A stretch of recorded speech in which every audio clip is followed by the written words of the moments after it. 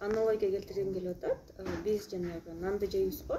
Нанды жеп атканда биз көбүнчө ойлонбой өткөнбүз да, ошол нан кайсы жактан келип атат деп. Ал болсо ундан, ал ун болсо будайдан келет эмеспи?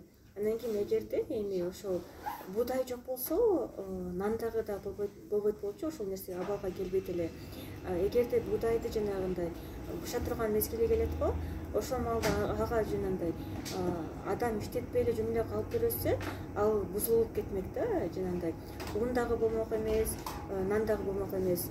Унду деле алып караганда, эгерде жанагы бизге кампага көп салып мындай сактайбыз го, аны биз жанагындай камыр ачытып, анан кийин нан бышырып алсак, ал бузулуп кетет да.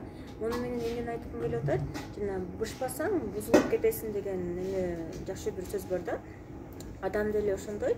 Эгерде бушу деген бул эмне? Бушу бул адам өзүн өзү өнүктүрүү, өрчүдүү дегенди билдирет.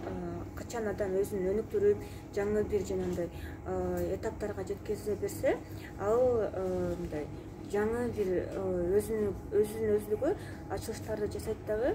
Андан кийин адам деген атка татыктуу болушу мүмкүн.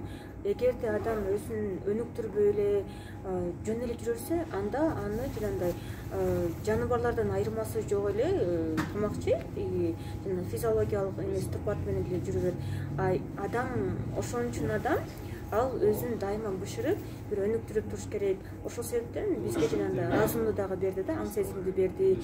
Ичибиз, башыбызда эмне бар? Ошол мүмкүнчүлүктөрдү пайдаланып, биз өзүбүздү дайыма бышыра бериш керек дагы. Ар тараптан изденип, мындай өнүктүрүүгө бир жанагындай мүмкүнчүлүктөрдү дагы колдоно алсак, биз дайыма мындай бышабыз.